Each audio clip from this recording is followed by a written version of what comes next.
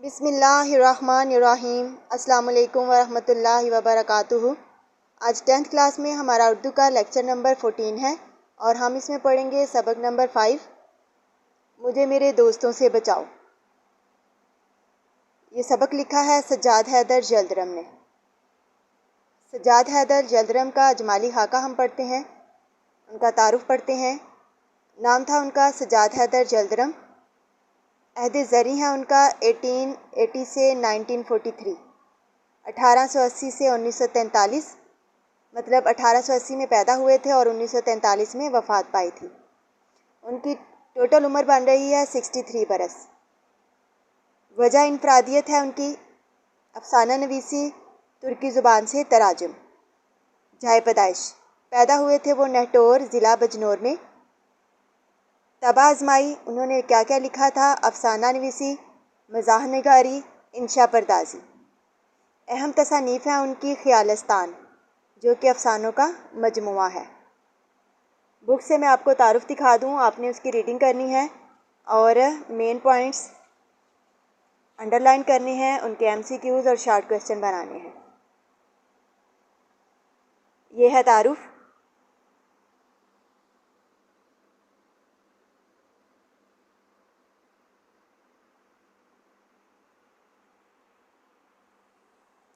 یہ تعارف آپ نے پڑھنا ہے اور سارے MCQs بنانے ہیں اس کے اور شارٹ کویسچن بنانے ہیں۔ اب ہم پڑھتے ہیں اس کہانی کے اہم نکات۔ فقیر کی صدا، پہلی اہم بات اس میں ہے فقیر کی صدا۔ سبق مجھے میرے دوستوں سے بچاؤ میں مصنف نے بیان کیا ہے کہ ایک دن دلی کے چاندنی چوک سے گزر رہا تھا کہ میں نے ایک فقیر کو دیکھا۔ وہ فقیر بڑے پرحسن انداز میں لوگوں کو اپنی حالت سنا رہا تھا، جس کا لب لباب یہ تھا، جس کا خلاصہ یہ تھا: اے مسلمان بھائیو، خدا کے لیے مجھ بد نصیب کا حال سنو۔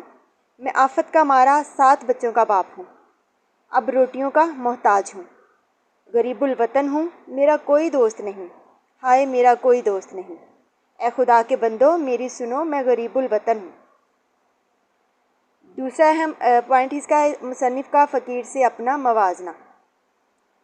مصنف نے کہا ہے کہ بھیک مانگنے کے باوجود فقیر مجھے اکثر معاملات میں خود سے بہتر لگا۔ ایک بات جسے وہ مصیبت کہہ رہا تھا کہ اس کا کوئی دوست نہیں ہے، اس کے لیے نعمت ہے۔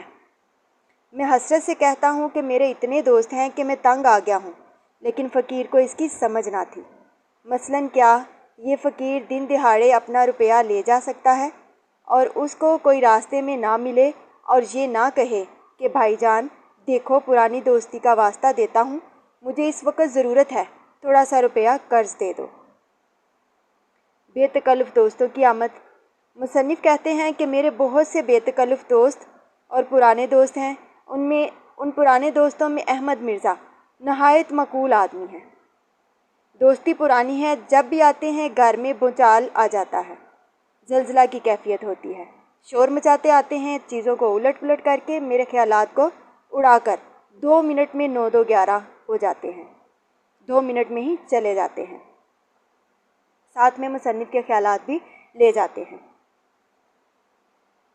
بچوں کی بیماری کا رونا چوتھا پوائنٹ ہے اس کا۔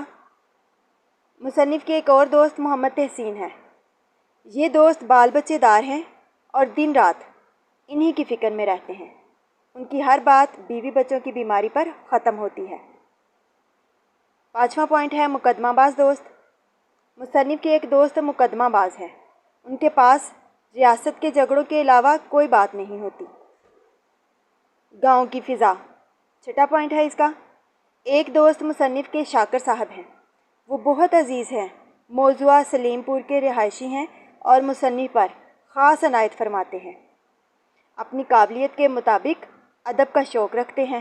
ایک مرتبہ بہت اصرار کر کے مجھے اپنے گاؤں لے گئے کہ وہاں کھلی ہوا ہے، شہر کے شور شرابے سے دور اطمینان سے مضمون نگاری کرنا۔ میں ان کے ساتھ چلا گیا۔ شاکر صاحب کی کوٹھی میں مجھے بلائی منظر پر کمرہ دیا گیا، جس کی کھڑکی باہر باغ میں کھلتی تھی اور سامنے قدرتی منظر تھا۔ صبح جب مصنف ناشتہ کر کے اپنے کمرے میں آیا تو میز پر اعلیٰ درجے کا قیمتی سامان رکھا ہوا دیکھا، لیکن اس میں سے مصنف کے کام کا کچھ نہ تھا۔ جن چیزوں کی ضرورت تھی وہ موجود نہیں تھیں۔ آخر مصنف نے اپنا استعمال شدہ سامان نکالا اور لکھنا شروع کر دیا۔ شاکر صاحب کے بھائی، مصنف اپنے کام میں ایسے مصروف تھے کہ کسی چیز کی خبر نہ تھی۔ اچانک تن تن تناتن کی آواز نے چونکا دیا۔ یہ کیا ہے؟ اف ہو! اب میں سمجھا، میرے کمرے کے قریب شاکر خان صاحب کے چھوٹے بھائی کا کمرہ ہے۔ انہیں موسیقی کا بہت شوق ہے۔ یہ بے ہنگم شور ان کی طرف سے آ رہا تھا، غرض یہ کہ مصنف کی تنہائی میں مخل رہے جو تخلیقی کام کے لیے ضروری ہے۔ مصنف کے کئی اور دوست، اس طرح مصنف کے اور بھی کئی دوست تھے جن سے وہ بہت تنگ تھے۔ مصنف ایک صاحب ہیں جو ہمیشہ قرض لینے ہی آتے رہے ہیں۔ ایک اور صاحب ہیں، جب بھی ملیں گے ان کا ہمیشہ یہی فکرہ ہوتا ہے کہ آپ کی دعوت کرنے کو دل کرتا ہے، حالانکہ انہوں نے آج تک اپنی اس خواہش کو پورا نہیں کیا۔ ایک اور صاحب مصنف کے دوست ہیں، وہ جب بھی آتے ہیں سوالات کی بوچھاڑ کر دیتے ہیں، لیکن کبھی مصنف کا جواب نہیں سنتے، ہمیشہ اپنی ہی سنا کر چلے جاتے ہیں۔ مصنف کا اکتا کر کہنا۔ مصنف آسان لفظوں میں یہ کہنا چاہتے ہیں کہ میرے بہت سے دوست ہیں اور ان سب سے بہت تنگ ہیں اور صاف کہہ رہے ہیں، مجھ پہ احسان جو نہ کرتے تو یہ احسان ہوتا۔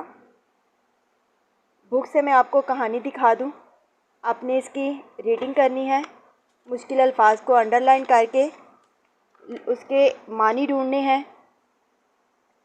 یہ ہے کہانی مجھے میرے دوستوں سے بچاؤ۔ یہ پوری کہانی آپ نے اس کی ریڈنگ کرنی ہے۔ ریڈنگ کر کے مشکل الفاظ کو انڈر لائن کریں، ان کے معنی ڈھونڈیں۔ اس کے علاوہ بھی آپ نے اس کی یہ دیکھیں، میں نے آپ پہلے بھی بتایا ہے کہ کہانی پڑھتے وقت غور کیا کریں کہ اینڈ پر کچھ پوائنٹس دیے ہوتے ہیں، ان کو ضرور آپ پڑھا کریں کیونکہ یہ بھی ایم سی کیوز میں باتیں پوچھی جاتی ہیں۔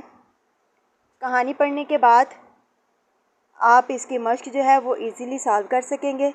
آپ نے اس کی مشق کرنی ہے۔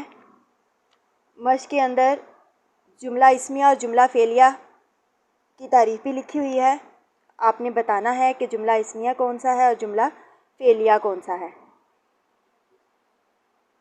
چلے میں آپ کو اس کے بارے میں تھوڑا سا بتا دوں۔ جملہ اسمیہ، اس میں نام کا ذکر ہوتا ہے، ٹھیک ہے، نام کے بارے میں، اسم کے بارے میں بتایا گیا ہوتا ہے، اور جملہ فعلیہ میں کسی کام کے بارے میں بتایا جا رہا ہوتا ہے۔ اس کی ترتیب کے بارے میں بتایا ہوا ہے کہ جملہ اسمیہ میں کس طرح سے فقرہ لکھا ہوتا ہے۔ فعل ناقص، مبتدا، خبر اور متعلق خبر ہوتا ہے اس میں۔ جملہ فعلیہ میں فعل تام، فاعل، مفعول اور متعلق خبر ہوتا ہے۔ مثال دیکھ لیں، احمد ہوشیار ہے۔ اس میں ہے کیا ہے؟ فعل ناقص۔ احمد کیا ہے؟ مبتدا، مطلب آغاز کرنے والا شخص ہے، مبتدا، اور ہوشیار کیا ہے؟ خبر ہے۔ یہ ہو گئی جملہ اسمیہ کی مثال۔ احمد کے بارے میں خبر بتائی گئی ہے۔ شاہد اور امان حاضر تھے۔ اس جملے میں تھے کیا ہے؟ فعل ناقص۔ جتنے بھی سنٹینس کو ختم کرنے والے الفاظ ہوتے ہیں وہ فعل ناقص ہوتے ہیں، جیسے تھے، ہے، فعل ناقص ہے۔ تھے، شاہد اور امان کیا ہیں؟ مبتدا، اور حاضر کیا ہے؟ خبر ہے۔ یہ دونوں مثالیں کس کی ہیں؟ جملہ اسمیہ کی۔ اب جملہ فعلیہ کی مثال دیکھیں۔ جمیلہ کتاب پڑھتی ہے۔ اب اس میں دیکھیں کام کرنا بتایا جا رہا ہے کہ جمیلہ کام کر رہی ہے، کون سا؟ کتاب پڑھ رہی ہے۔ پڑھتی ہے، پڑھتی ہے کیا ہے اس میں؟ پڑھتی ہے اس میں فعل ہے، جمیلہ کیا ہے؟ فاعل ہے، اور کتاب کیا ہے؟ مفعول ہے۔ تو یہ کیا ہو گئی؟ جملہ فعلیہ کی مثال۔ اقبال نے مون مارکیٹ سے نیا قلم خریدا۔ خریدا کیا ہے؟ فعل، اقبال فاعل ہے، نے کیا ہے؟ علامت فاعل ہے۔ مون مارکیٹ مجرور، ٹھیک ہے، مجرور ہے، اور سے کیا ہے؟ حرف جار۔ مون مارکیٹ سے متعلق فعل ہے، ٹھیک ہے، مون مارکیٹ سے یہ پورا لفظ کیا ہے؟ متعلق فعل، فعل کے متعلق بات بتائی گئی ہے۔ نیا کیا ہے؟ صفت ہے۔ قلم کیا ہے؟ موصوف ہے۔ نیا قلم مفعول ہے۔ تو یہ کس کی مثال ہو گئی؟ اقبال نے مون مارکیٹ سے نیا قلم خریدا، جملہ فعلیہ کی۔ یہ آپ نے تعریفیں بھی یاد کرنی ہیں۔ اس کے علاوہ کہانی کے اینڈ پہ افسانہ کی تعریف لکھی ہے، جو کہ میں آپ کو پہلے بھی بتا چکی ہوں، آپ نے یہ بھی یاد کرنی ہے۔ مطلب پورا سبق آپ نے ریڈنگ بھی کرنی ہے اور پورا سبق یاد کرنا ہے۔ اللہ تعالیٰ ہمیں صحیح معنوں میں علم سے مستفیض ہونے کی توفیق عطا فرمائے، آمین۔